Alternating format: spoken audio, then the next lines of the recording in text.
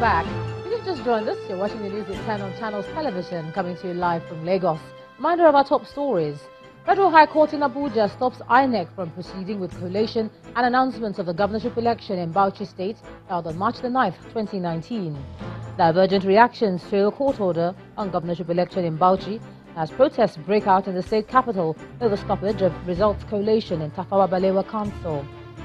Southern Kaduna indigents take to the streets in Abuja in protest against continued killings in Kajuru Council. And Cyclone Idai triggers massive disaster in southern Africa as death toll rises.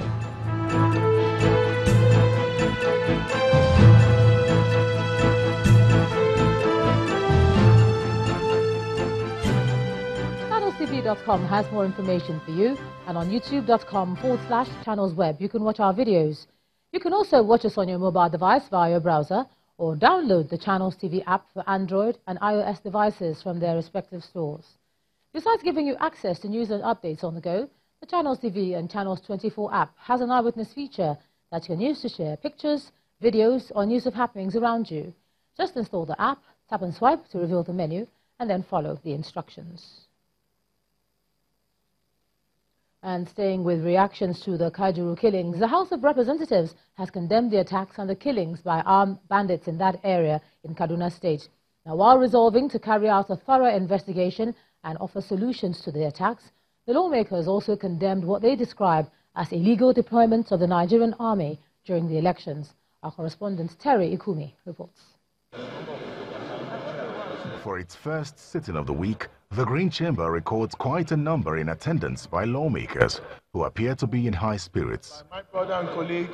When the business of the day begins, the conversation is not so pleasant as lawmakers express worry over the killings by armed bandits in Kajuru local government area of Kaduna State. They did not only kill the people, they burned down their houses. So people are rendered homeless, they have no food to eat, they have no clothes to wear, they have to live on the benevolence of Samaritans. I'm scared.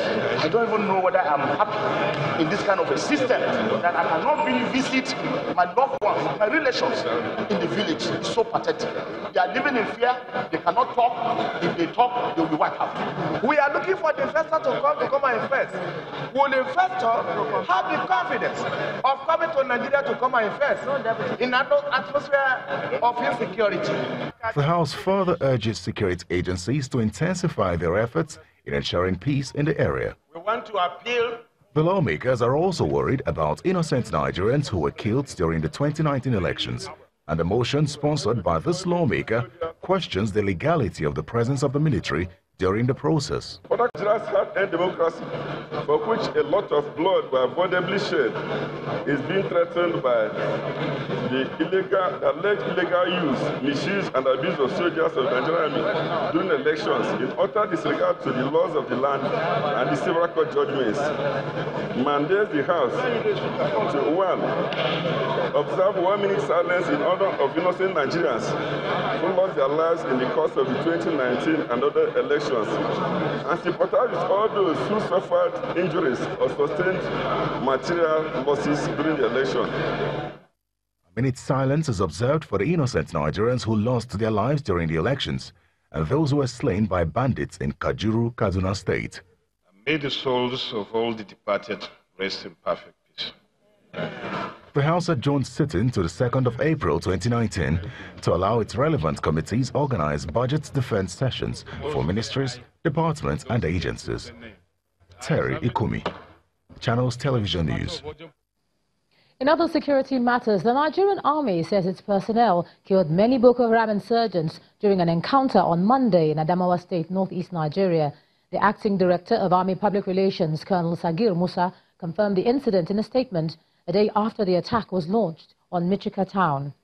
Channels Television had on Monday reported that the insurgents invaded the town, causing the residents to flee into the hills for safety. But according to the army, troops repelled the insurgents from the town after receiving a distress call from local vigilantes. He explained that the troops immediately organized blocking positions and swooped down on the terrorists, which led to an exchange of gunfire. He said the troops recovered some items such as vehicles loaded with foodstuff and a motorcycle from the insurgents. Adamawa community in the Kurudu local government area of Lagos State has been thrown into mourning following the fatal shooting of a 17-year-old girl. Adijat Shakiru, a senior secondary school student, was allegedly hit by a stray bullet during a purported clash between the police and a group of youths. The family of the teenager and leaders of the community are appealing for the release of her body, as well as the members that are still in police detention. 17-year-old Adijat Shakiru can no longer pursue her dreams. Her untimely death is a big shock to her parents and community. In Adamawa community in Ikorodu, it's emotional outbursts from family members and residents as they mourn the death of Adijat, a fourth-year secondary school student. My 17-year-old daughter just returned from school to assist me in business. While we were talking, suddenly we heard gunshots. They shot my daughter. When I looked back, I saw a man with a gun. I grabbed him, but he overpowered me and ran away. Then I called for help. The situation is very, very terrible here because the girl just came back from school without spending 15 minutes. She got killed. It's so painful. In a press release, the police public relations officer, Lagos State Command, explained that the victim was hit by a stray bullet during a gun battle between a team of policemen and suspected cultists while on a raid of their hideout close to the market. The police statement is, however, in contrast to the claims by eyewitnesses. Not what is happening they have said now. They have said another thing entirely. So please, we are begging Nigeria to help us. We want our people to be released immediately. Yesterday night around 5 o'clock, that girl sit down there. I can't see the police. She shoot gun for the gun. That shoot, she go and meet her for leg. As a result of Adijat's death, the main market is closed. Shops are under lock in solidarity to allow traders condole with the family. Though the atmosphere is calm, perhaps due to the presence of policemen, residents demand nothing short of justice.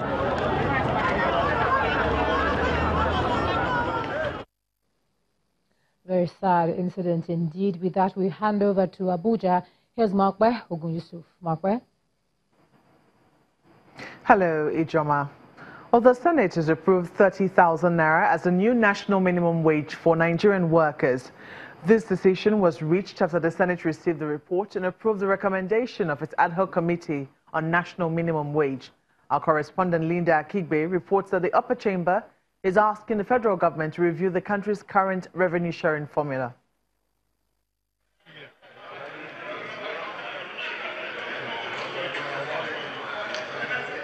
It's the first legislative session for the week, and senators in the Red Chamber are working on an important piece of legislation before them, the National Minimum Wage Bill. The Senate follows the footsteps of the House of Representatives and approves a national minimum wage of 30,000 naira for federal and state workers, up from the 27,000 naira minimum wage proposed by the federal government. Lawmakers welcome the new national minimum wage policy and call for its full implementation by governments at all levels. One of the recommendations that the federal government should put in place procedure that will lead to a review of the revenue sharing formula to enhance states' capabilities towards implementation of the national minimum wage. That is the key there, because without that, states will not be able to pay. The Senate is also asking the Minister of Finance to immediately make provision for the new national minimum wage in the 2019 budget presently before the National Assembly. While the Senate discusses the minimum wage bill, a meeting is ongoing between the Minister of Budget and National Planning, Senator Udo Udoma, and the Senate Committee on Finance. The minister informs the committee that government has concluded plans to look into ways of increasing revenue to fund the new national minimum wage. So it's something that we're going to work closely with the Finance Committee and on how best, this minimum wage will be addressed both for the federal government and the state, to ensure that the whole government apparatus isn't just pay salaries and nothing else. The budget minister also speaks about the federal government's new plan to review value-added tax. So we will be coming to you. There may be some changes, maybe VAT or other things that will be coming to you in order to make sure that we can fund the minimum wage. The minister also discloses that the federal government is setting up a committee which will not only look for ways of increasing revenue to fund the new national minimum wage, but is also expected to enter into negotiation with workers who are already above the minimum wage bracket to lower the burden on government. Linda Kibe, Channels Television News. And now to an unfolding drama in education after the video of a pupil in Delta State, Success Adego, who was sent away from school for not paying her school fees, went viral. The state government has suspended the head teacher of Okotiebo Primary School 1, Sapele local area, Mrs. Vero Igigwe. According to the State Commissioner for Basic and Secondary Education, the state government operates a free education scheme across the state. Our correspondent Vivian Oramadike has a report.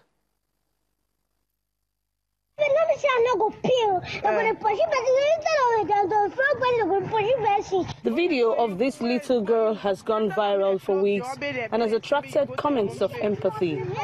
7-year-old Success is very aware of the gains of education and is ready to pay any sacrifice for same. In the video, Success wonders why she should be sent home from school for her parents' inability to pay some fees she claims the school demanded. This is Success's school in Sapele. The State Ministry of Education is aware of the video and is here to investigate the allegations. The head teacher appears not to have a good explanation on why little Success and others were sent home for failure to pay a fee of 800 naira. We want to do exams. I said we want to do exams, and normally we print question papers. I conducted preliminary investigation, so I have some information on it. But in the interim, we're going to have to suspend her as head teacher of this school, pending the outcome of the investigation. Success is back to school after the intervention of well-meaning Nigerians and the state government. We take it all around the school, and this is the picture. Dilapidated roofs and classroom structure, broken desks and seats, unhealthy environment. Okotiebo Primary School consists of 2 schools, and we've awarded the contract, but we're dealing with it in phases. So Pt.2, the work has already started. Since the video of little Success went viral, many well-meaning Nigerians have indicated to assist her through all stages of education. With this site, perhaps the move will be faster while the government concentrates on providing a conducive teaching and learning environment for study. Vivian Oramadike, Channels Television News. At least something to cheer for little Success there. Well, 5 months after President Buhari assented to the United Nations Convention on Road Safety in October 2018, the federal government appears set for the full implementation of the convention's guidelines. In order to reduce road crashes, the Minister of Power, Works and Housing, Mr. Babatunde Fashola, is challenging the Federal Road Safety Corps to focus on drivers' training and certification. Mr. Fashola was speaking at a workshop in Abuja on the activation of the Convention on Road Safety. The Corps Marshal of the Federal Road Safety Corps, who spoke on the sidelines of the workshop, maintains that the UN Convention will enhance road traffic administration. When the news at 10 returns, Securities and Exchange Commission assesses 2019 appropriation bill and the impact of the capital market on budget implementation. Well, that's on business news. Do join us again.